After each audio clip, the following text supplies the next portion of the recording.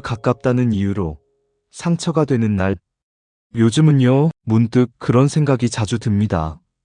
내가 너무 가까이 있었나? 그래서 상처받았던 건 아닐까 하고요. 자식이 결혼하고 나면 이제는 따로 살아야 하는데도 마음은 여전히 그 아이 곁을 맴돕니다. 냉장고에 그 아이가 좋아했던 반찬을 채워두고 TV에서 자식 또래 나이가 나오면 우리 애도 저 나이인데 하며 혼잣말을 하죠.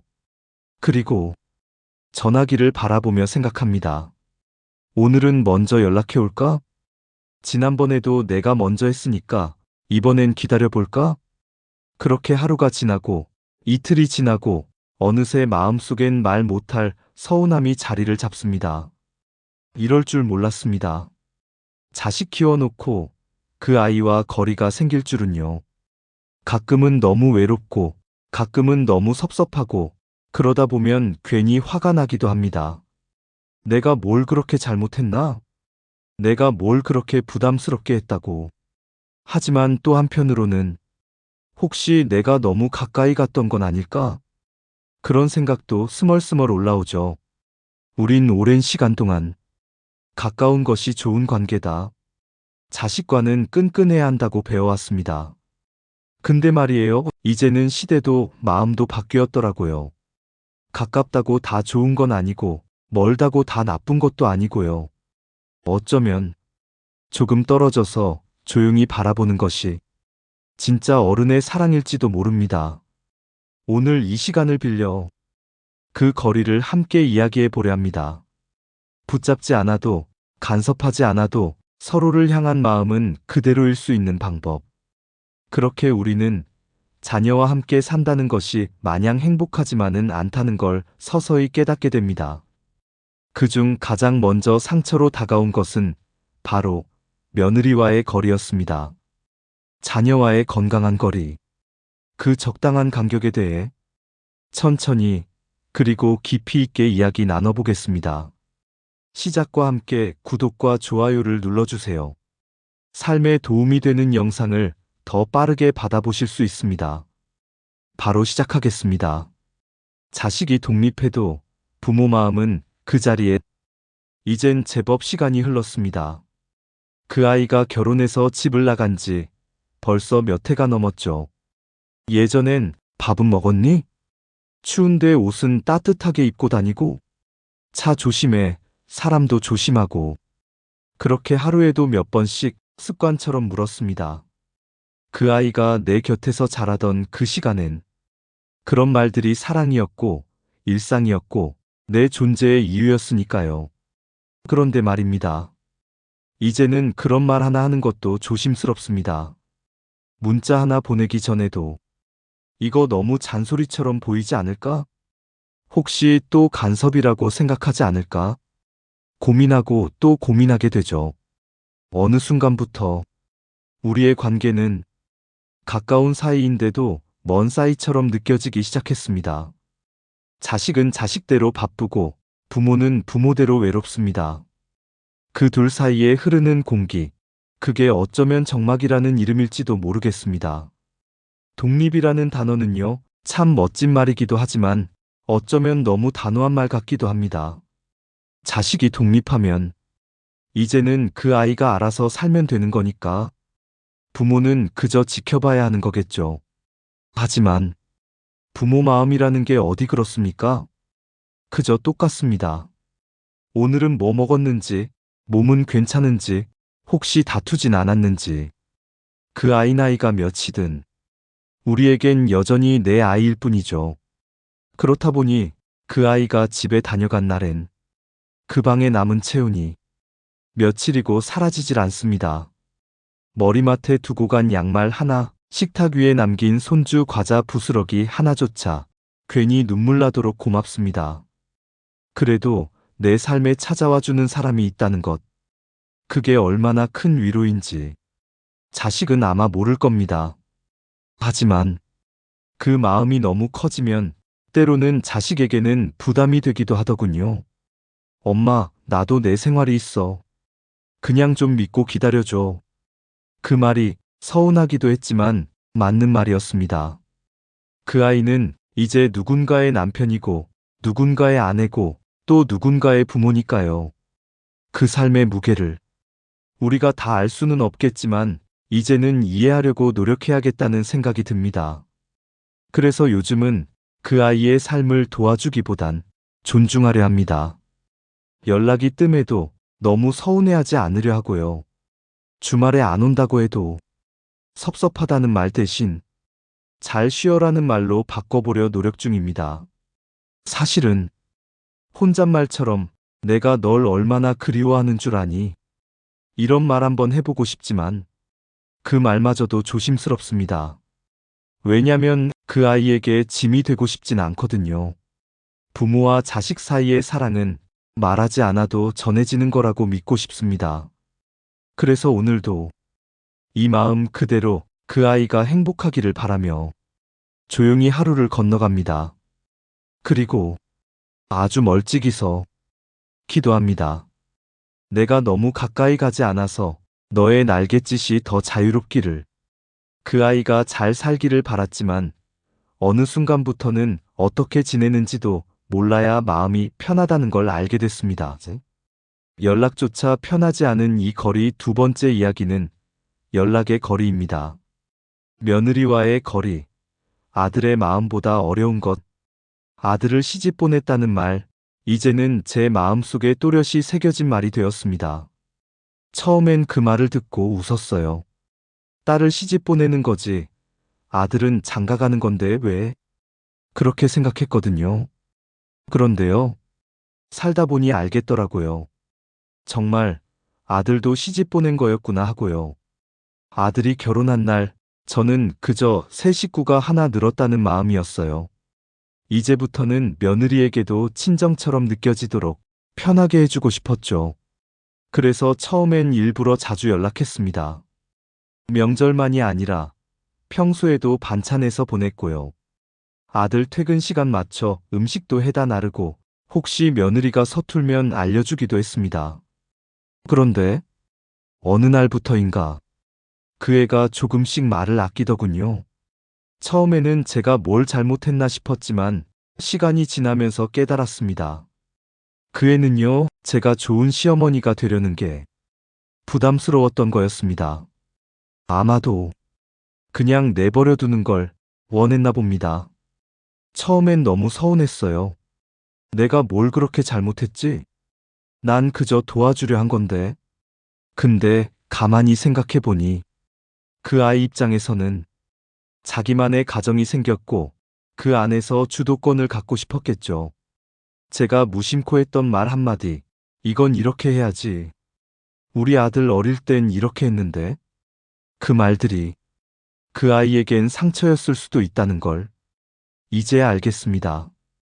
며느리는 딸이 아니니까요. 내 방식대로 다가가면 안 되는 사이니까요. 아들은 중간에 끼어서 애매해지고 결국엔 거리를 두게 되더군요. 그제서야 깨달았습니다.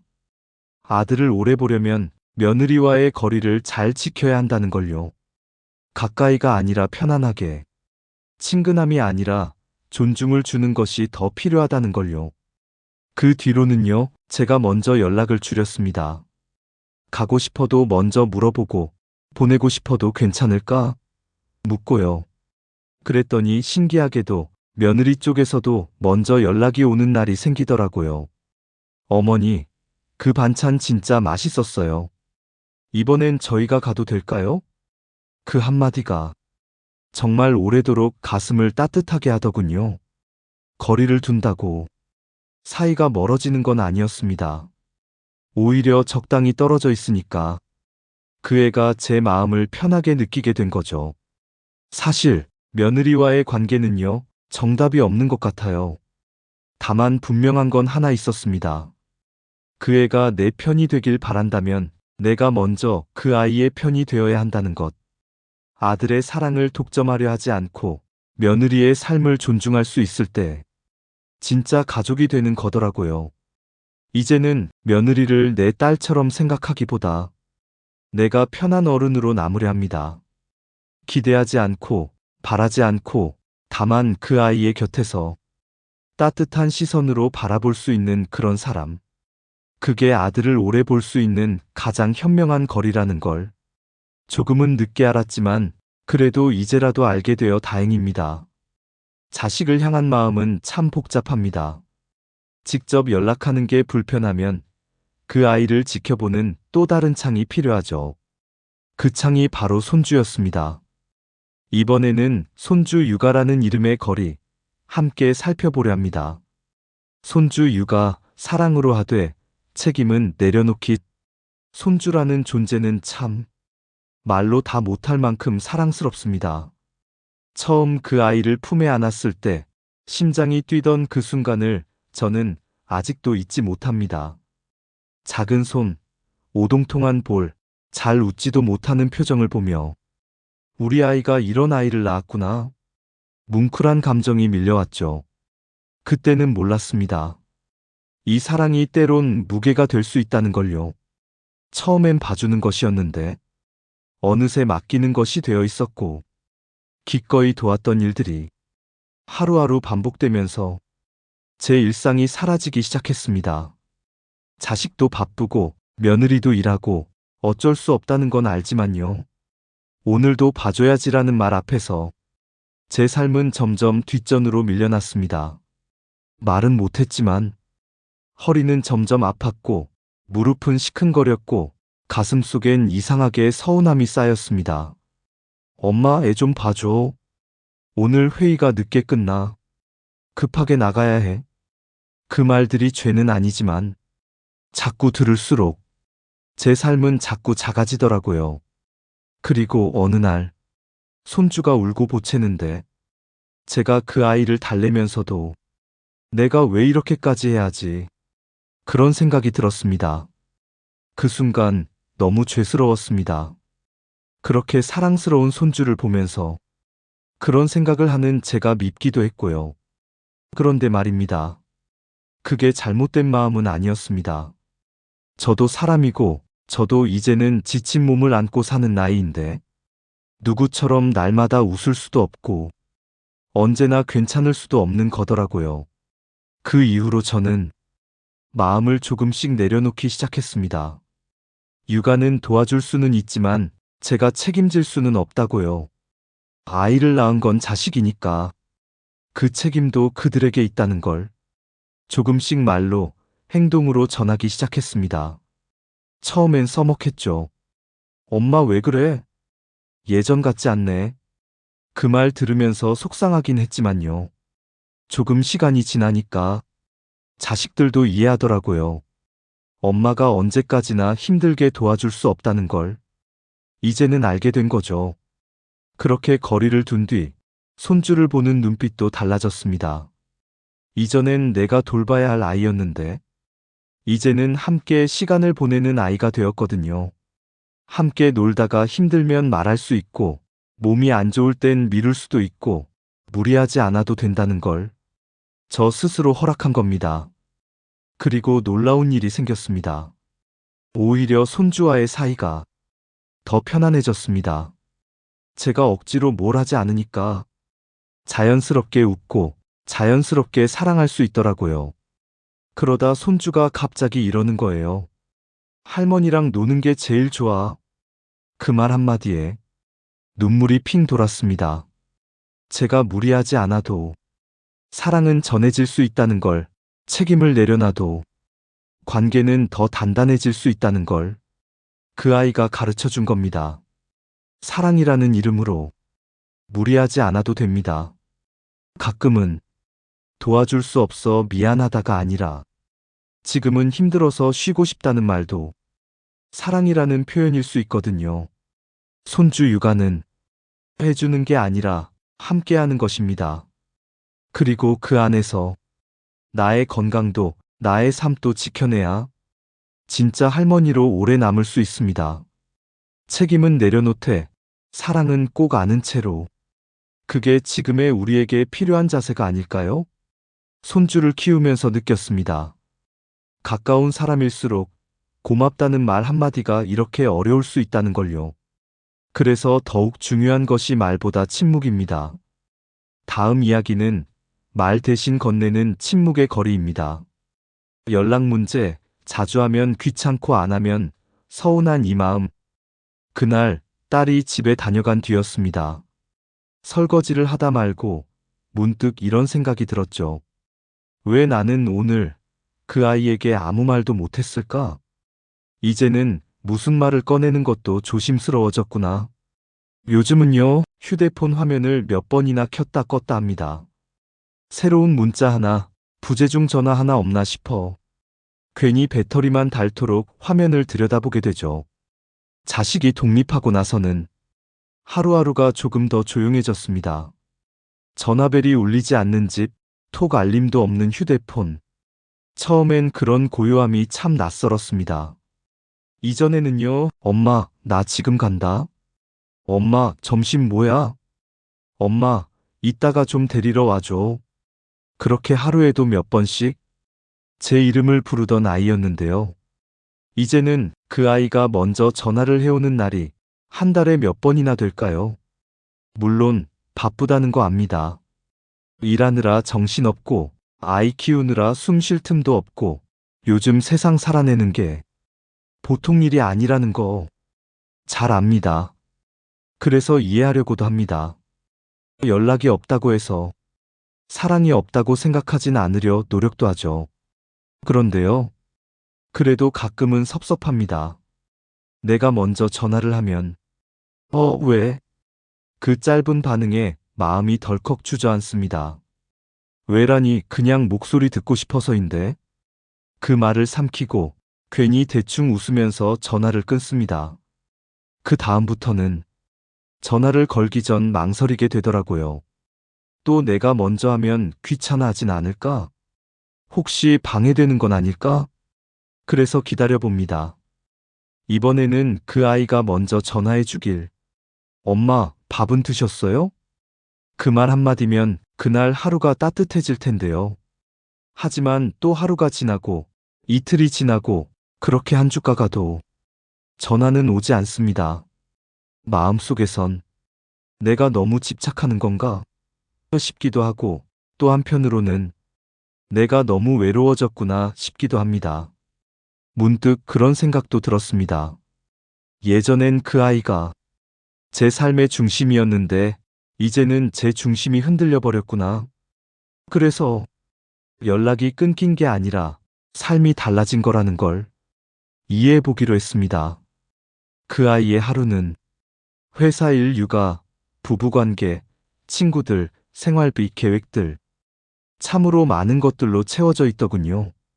그 틈에서 엄마에게 전화를 걸 시간은 어쩌면 마음의 여유가 생겨야만 가능한 일일지도 모릅니다. 그러다 보니 요즘은 연락의 빈도보다는 진심을 바라보려고 합니다. 자주 전화하지 않아도 문자 하나에 따뜻한 말이 담겨 있으면 그걸로도 괜찮다고 스스로에게 말해봅니다. 그리고 그 아이가 문득 생각났을 때 편하게 연락할 수 있는 사람이 되려고 노력 중입니다. 잔소리하지 않고 물어보지 않고 그저 잘 지내니? 한마디로 부담 없는 어른이 되려고요. 언젠가 그 아이가 지치고 무너지고 말없이 눈물만 흐르는 날이 올지도 모릅니다. 그럴 때 그래도 엄마한테는 말할 수 있어. 그런 존재가 되고 싶습니다. 늘 연락하지 않아도 괜찮습니다. 늘 함께 있지 않아도 괜찮습니다. 다만 필요할 때 떠오르는 사람, 기댈 곳이 될 수 있는 사람, 그게 부모 아닐까요? 요즘은요, 가끔씩 그 아이에게 톡 하나 보냅니다. 엄마는 오늘도 잘 지냈단다. 네가 행복하면 엄마도 행복해. 답이 없어도 괜찮습니다. 읽지 않아도 괜찮습니다. 그저 그 아이가 알아줬으면 좋겠습니다. 부모는 연락을 바라기보다 늘 그 자리에 있는 존재라는 걸요. 늘 기다리는 마음이라는 걸요. 침묵으로도 마음은 전해진다 믿었지만 때론 침묵조차 허용되지 않는 날들이 오기도 했습니다. 자녀가 곁에 있지만 마음은 멀어진 것 같고 그럴수록 혼자 보내는 밤이 길어졌습니다. 이번에는 그 혼자 있는 시간의 의미를 들여다봅니다. 부모의 삶이 단단할수록 자녀는 가볍게 돌아온다. 요즘은 이런 생각을 합니다. 이제는 내가 나를 좀 돌봐야 할 때가 아닌가 하고요. 오랜 세월 자식들 챙기느라 정신없이 살아왔습니다.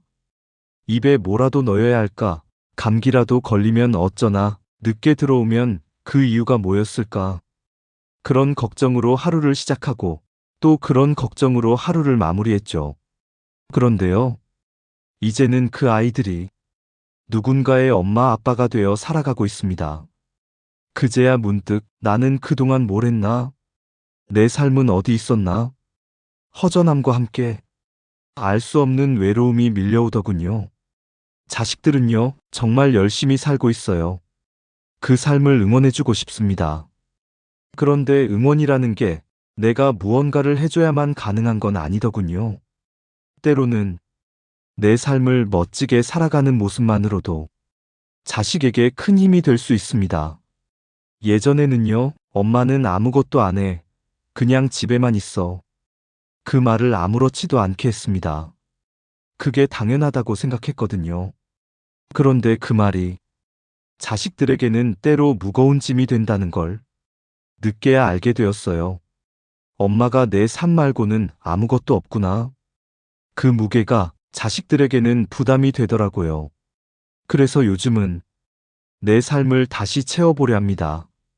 오래 손 놓았던 책을 다시 펼쳐보고, 동네 도서관에서 하는 강좌도 신청해보고, 오래전 친구들에게 전화를 걸어 우리 한번 볼까? 라고 말도 해보죠. 처음엔 어색했지만 조금씩 웃음이 생기고 조금씩 생기가 돌더군요. 그렇게 내 시간을 소중히 여기기 시작하니까 자식들과의 대화도 훨씬 가벼워졌습니다. 엄마, 요즘 뭐해? 응, 그림 배우러 다녀. 이번엔 전시회도 갔다 왔어. 그 말 한마디에 아이의 목소리가 환해지는 게 느껴졌어요. 그 아이도 안심하는 거죠. 엄마가 괜찮구나. 엄마가 잘 지내는구나. 그제야 마음 놓고 자기 삶에 집중할 수 있는 겁니다. 우리 부모들이 자식의 그늘이 되려 하지 말고 자식의 뿌리가 되어야 하지 않을까요?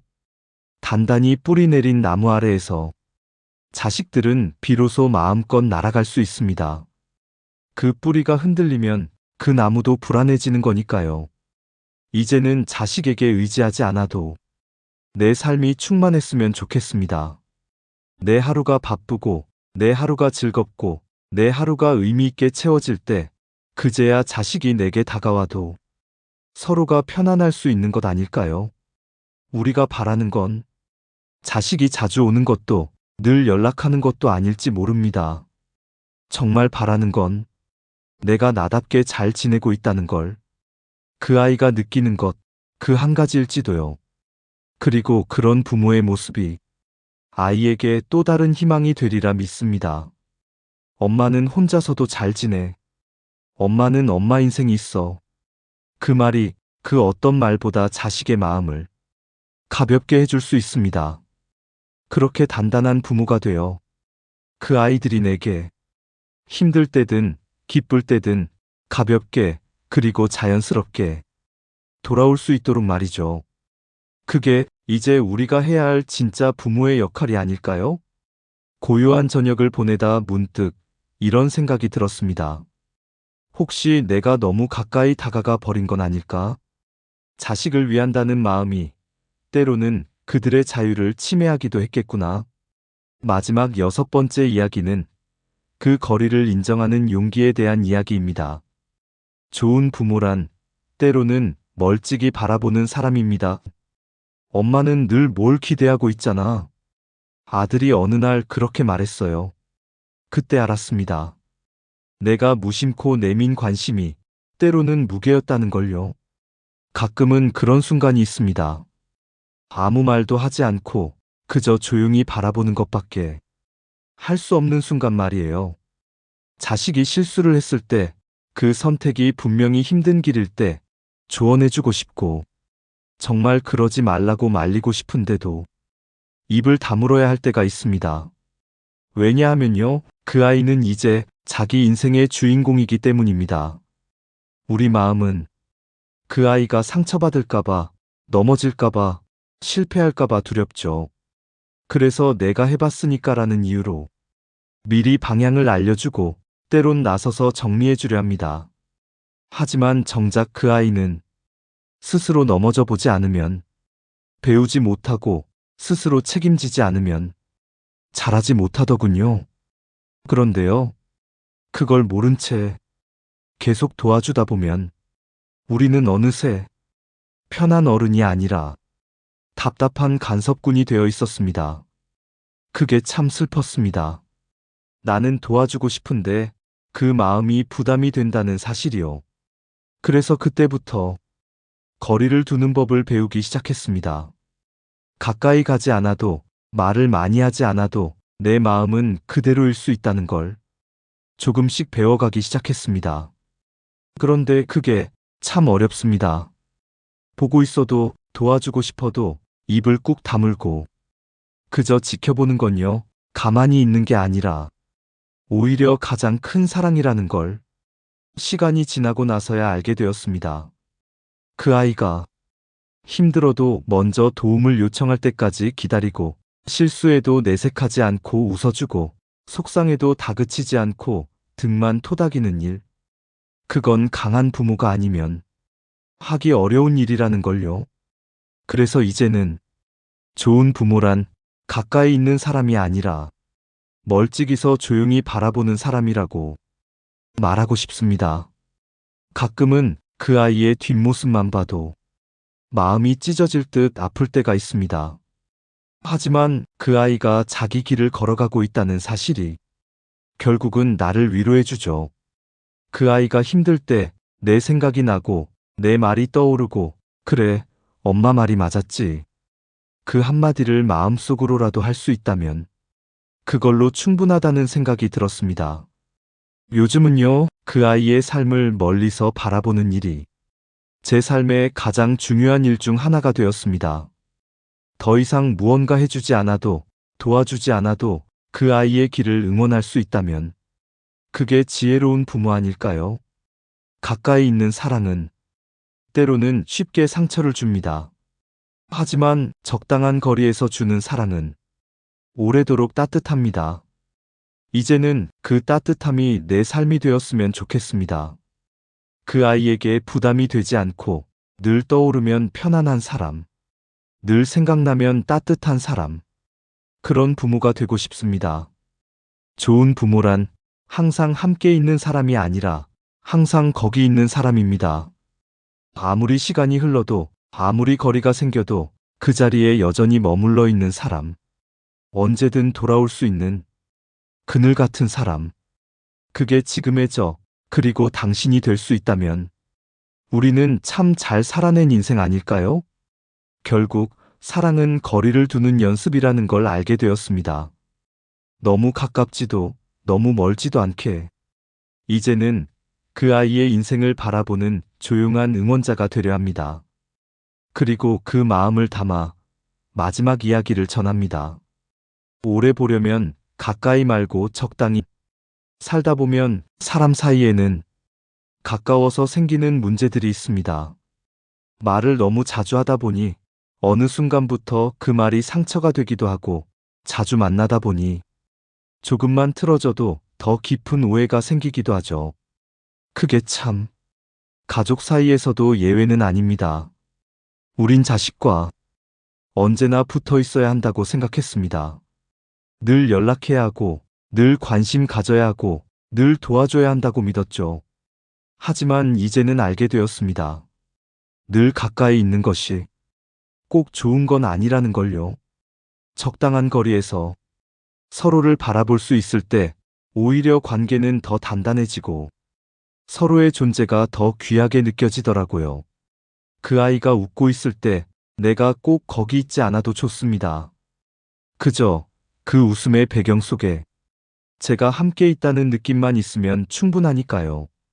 그 아이가 힘들 때, 도움이 필요할 때 언제든 떠오를 수 있는 사람, 먼저 손 내밀지 않아도 마음속 깊이 신뢰할 수 있는 사람, 그게 부모의 자리 아닐까요?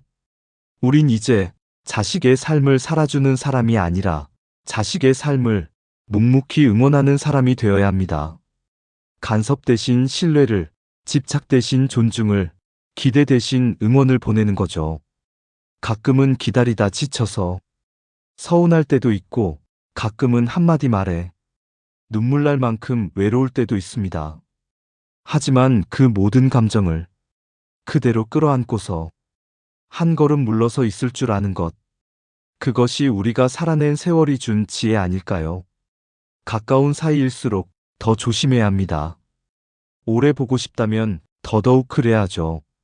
나무도 가지치기를 해야 더 단단해지고, 햇빛을 더 많이 받을 수 있는 것처럼 관계도 적당한 간격이 있어야 숨 쉴 수 있고 더 멀리 함께 갈 수 있습니다. 지금의 우리는 조금 멀어져서 그 아이를 바라보는 법을 배워야 할 시기입니다. 붙들지 않아도 달라지지 않습니다. 사랑은 그대로니까요. 멀리서 보내는 따뜻한 눈빛, 아무 말 없이 건네는 응원의 마음. 그게 진짜 어른의 사랑이고 지혜로운 부모의 자리일 겁니다. 오늘 이 영상을 통해 당신 마음속에 남아있던 답답함과 서운함이 조금은 가벼워졌기를 바랍니다. 그리고 이제는 당신의 삶도 조금 더 따뜻해졌기를 바랍니다. 자식과의 거리는 수치로 재는 게 아니라 마음으로 느끼는 것. 너무 가깝지도 너무 멀지도 않게 그저 적당한 거리에서 오래오래 사랑하기를, 그렇게 살아가시기를. 지금도 당신은 충분히 잘하고 계십니다. 끝까지 시청해 주셔서 감사합니다.